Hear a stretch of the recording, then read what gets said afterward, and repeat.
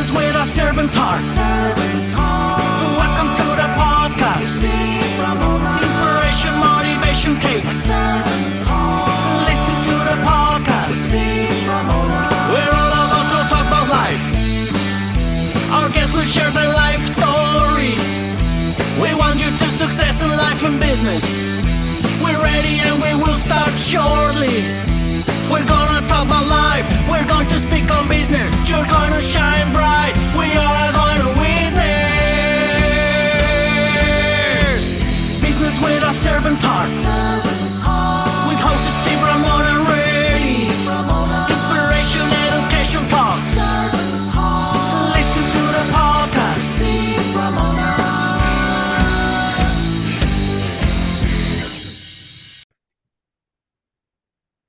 Welcome, everyone, to Doing Business with a Servant's Heart podcast. I'm your host, Steve Ramona. I am so thrilled to have you join us today. This podcast is dedicated to exploring the idea of doing business and living life with a purpose, serving others. And yes, you're going to achieve success as you be a servant. We believe when we approach our work and our lives with a servant's heart, we can truly make a difference. We created this show so you can be motivated, inspired, and educated to make an impact in your world. Whether you're an entrepreneur, community leader, high income founder, business owner, or simply someone that's add daily purpose to your daily life, we're here to support you. And I've got an incredible guest today. He's done a lot. He's helped a lot of people, but his first thought in everything he does is a servant's heart. And that's powerful. You're going to learn a lot today. While you're listening to him today, I want you to think about how you're going to serve today and what impact you'll create today. Again, the important word is today. You wait till tomorrow, months go by and go, you know, Steve said to serve, and you don't do it. Let's start today and build some momentum with your service and your impact. And I want to thank my phenomenal partner, Pantheon Alliance, my sponsor. Imagine being part of an exclusive community of high-income, successful business owners, building a thought leader expert platform to make an impact in the world. For more information, just reach out to me and I'll get you information on Pantheon Alliance. With that being said, we're going to talk impact with sales and a servant's heart. We all talk about all these people pitching us all the time on LinkedIn and Facebook. We're going to talk about serving, building relationships, and then making the sale. Doug, welcome to the show. Thanks, Steve, and great to be on your show, and hello to your listeners and watchers. Thank you, Doug. Let's start with that Paul McCartney story you told me. I think it's just brilliant. Yeah, you know, everything I do, I have to check my intention and make sure it's calibrated with my values and morals and doing the right thing, but giving back. And I was really impressed by an article I read on Paul McCartney about 7 or 8 years ago when he was asked in an interview, Paul, are you upset that there's people playing your music, using them in cover bands, etc.? Maybe some content creators that are using Beatles music, your music, Wings music, and you're not getting compensated? He said, no, not at all. I have an attitude of abundance with my music, the Beatles music. I've been exposed to 3, sometimes 4 new generations of listeners that either didn't listen to the Beatles or now they are. And that's my intention, is to give attitude of abundance. And by doing that with a servant's heart, I'm getting millions of 99-cent downloads from the iTunes store. So I think that encapsulates it best. And I also reflect back to those thought leaders, the shoulders of giants that I stood on back in my late teens and early 20s. Zig Ziglar, he said, if you help enough people get what they want, you'll get what you want. But if you lead with that doing business, in my case, professional sales, now as a sales coach, trainer, and author and speaker, but really doing business with a servant's heart and a good heart makes all the difference in the world. And I think right now, August 14th, 2024, at 2:15 p.m., the world is crying out for more good people that are honest. The glass isn't half empty, it's half full, and that really put people first and do business, do life, do relationships with a servant's heart. I'm excited. I was excited to have you on because of your sales coaching and big background. but you still incorporate every day a servant's heart, and you're still making sales, and sometimes big sales. How are you doing that? Well, I give more than I get. I give away a lot of my ebooks. I have tons of white papers and content, and I can recall sales process improvement white paper in August of 2015. A marketing director for a software firm called QVinci in Austin, Texas, read it, gave it to the CEO. He called me, and that was about an 18-month engagement over $500,000. So giving good content with a servant's heart, but really the default is excellence in everything I do, we do as servant leaders or doing business. Our default has to be excellent. And I love what I use a lot of quotes, but so I apologize in advance. I love what No. Lombardi said. The quality of your life is directly proportional to the commitment of excellence you make in your chosen field of endeavor. There's so many people, no disrespect, fighting, doing it easy, thinking they're making progress, fighting over crumbs. There's so much room at the top, whatever your endeavor, your hobby, your relationship. But it takes a commitment to excellence with a servant's heart. Yeah, I like that.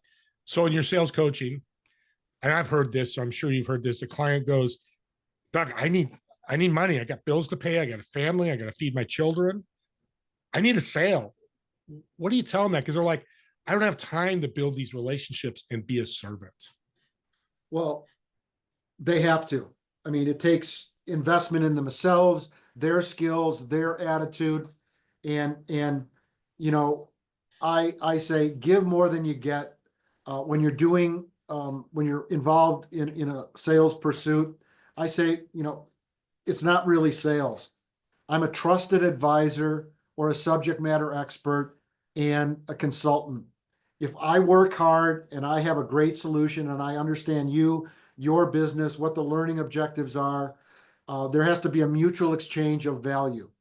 And if I work hard and give more than I get, obviously we're profit driven and it has to make business sense, but I'll spend more time with people, even if their budget is not aligned with my fee.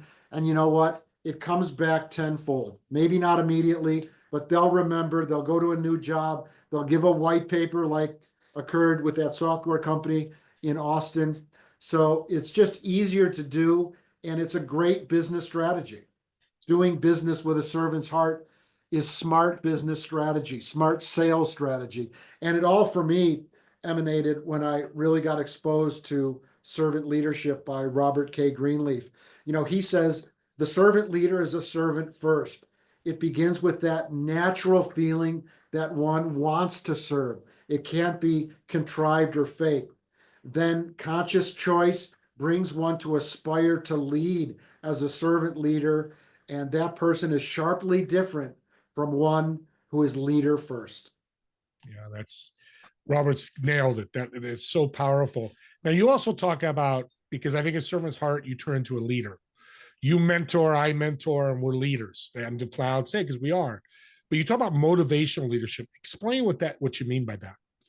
So a recent study from Forrester Research indicated there's 4 areas for a sales hunter superstar: strong emotional intelligence, excellent social skills. But the one force multiplier is high achievement drive.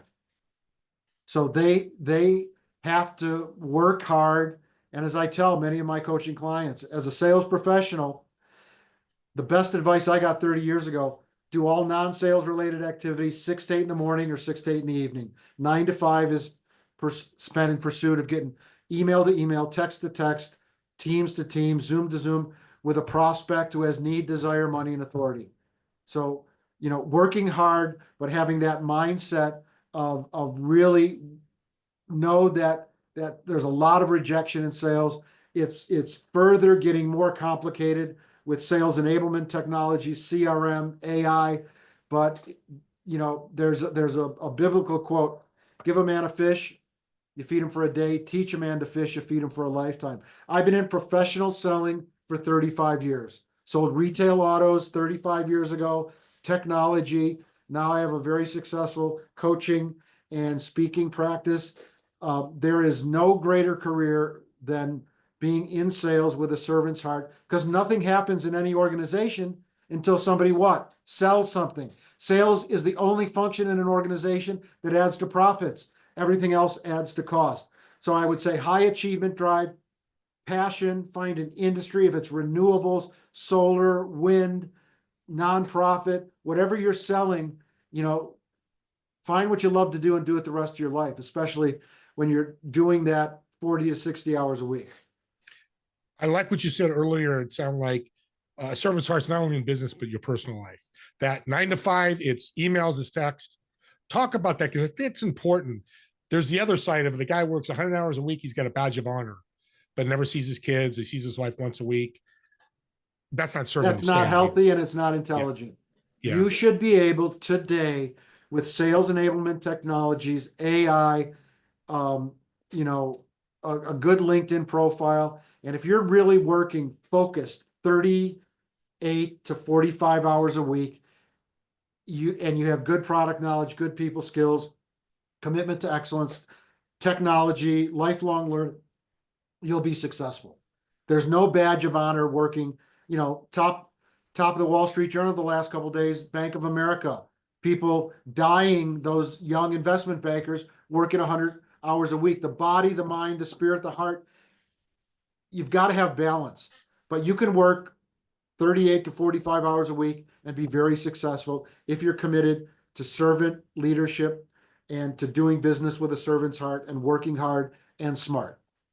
Doug, just some of my audience started standing up and cheering. I can hear them to hear that, because I think we're thrown down our throats from other coaching that we got to work as hard as long as we can to be successful. And I love, because you're successful. You're inspired what a lot of us want to be, and you're not doing 100 hours a week. You can still be financially and business-like successful. And I love that. So you work with Fortune 1000 companies, which Correct. sound like it's a challenge. What were the unique challenges working with those companies? So, navigating the business, sometimes you've got HR, sometimes you've got different functional areas that want to be involved in the training. So sometimes those big behemoth Fortune 1000, even in the sales pursuit and the sales process, the sales cycle can be complicated. But then once the training engagement, the contract is signed, still trying to muster the resources and energy to, when you're working with 300 salespeople with multiple trainers in my organization, that's really meaningful and unique.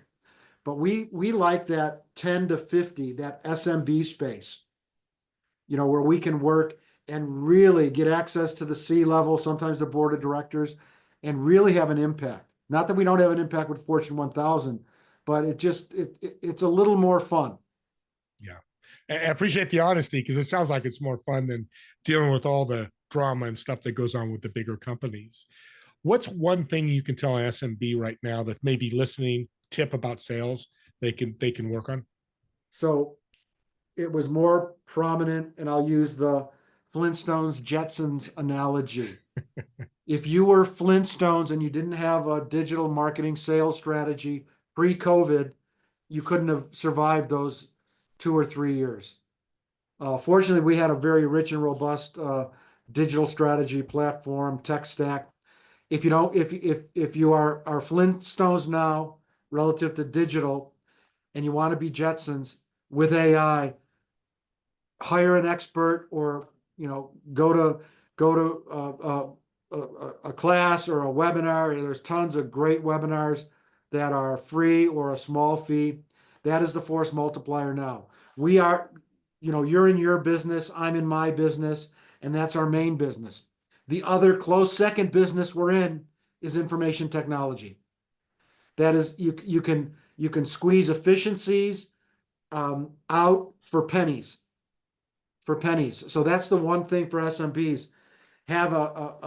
Don't go down every AI CRM rabbit hole. Work with an expert. You can buy or build, and I tend to buy that expertise, trying to build it myself. Yeah. And professionals don't cost, they pay. they pay huge dividends. So I'd say if you're a Flintstone now digitally and you want to become a Jetsons, that's where you can get great systems, processes, leverage on AI, CRM, website, marketing qualified leads, LinkedIn. It's amazing what's out there now. And you young people, use Google and look up Flintstones and Jetsons. You'll love it. They were great cartoons. Us older guys, we know all about it.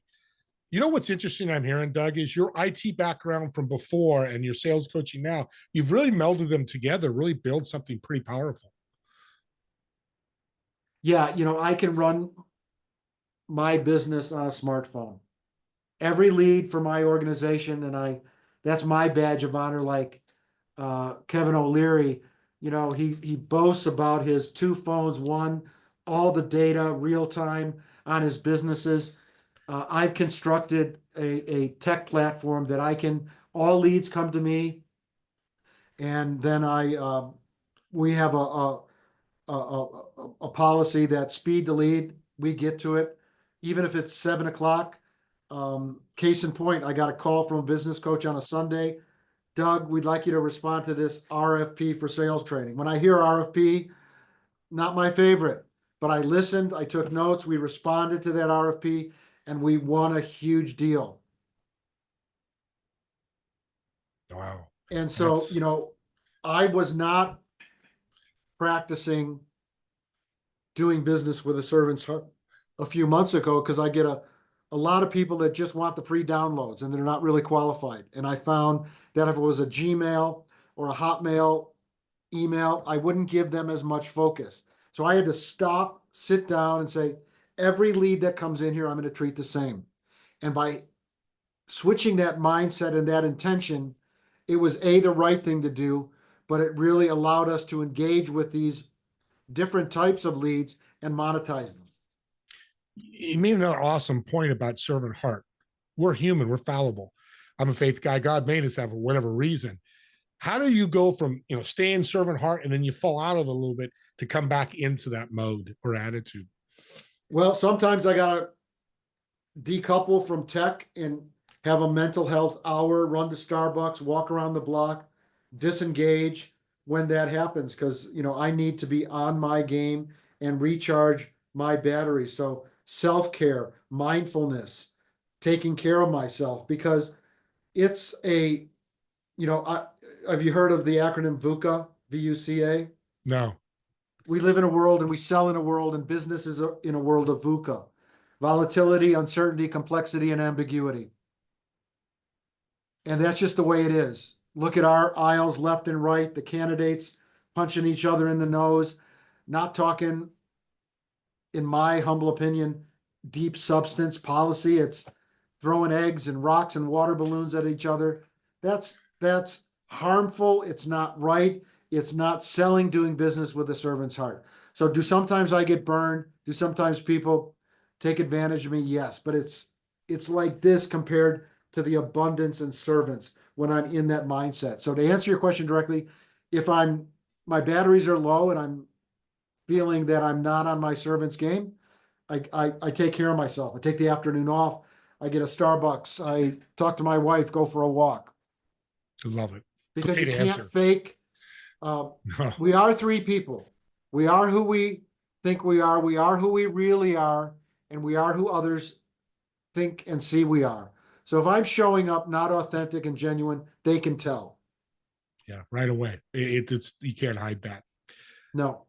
The other big part of your background that I love, we haven't even talked about, is you're the Speakers Hall of Fame. I think speakers are servant's heart.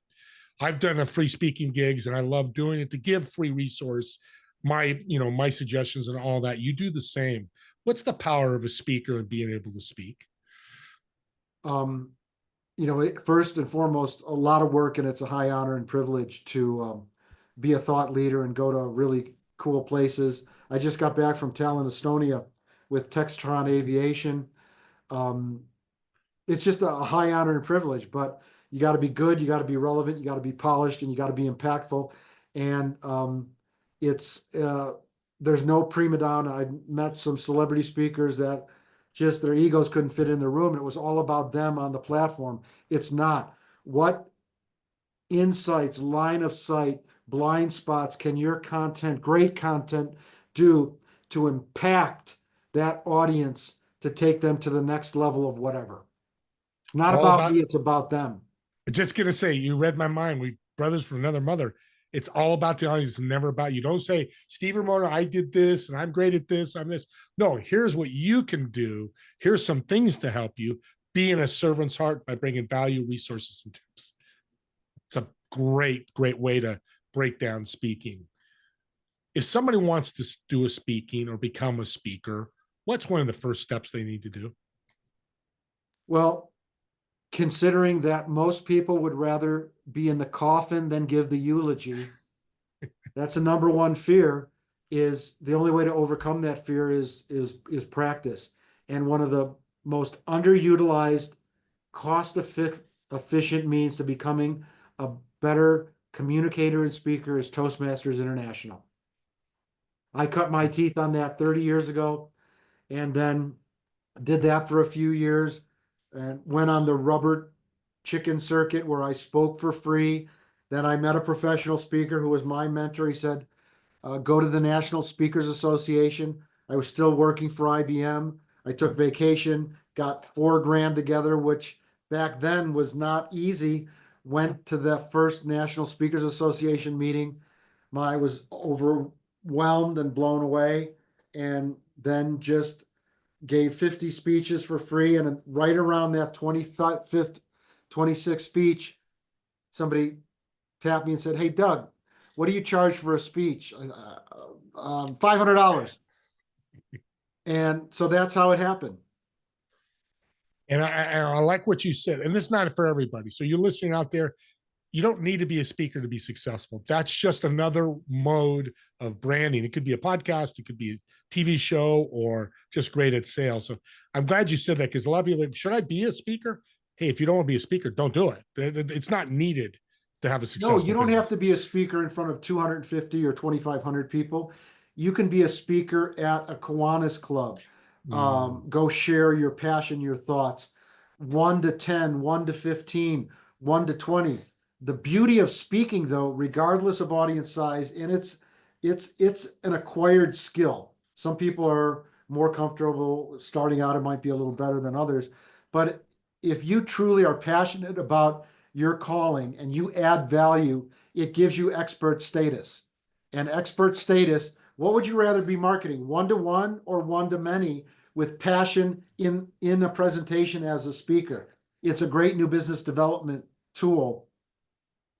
And you said it, 1-to-many. I can make more sales that way than doing these 30-minute one-on-ones every week. And you can only do so many of those. But if you do one speech to 1,000 people and 10%, 100 go, hey, I want to work with you.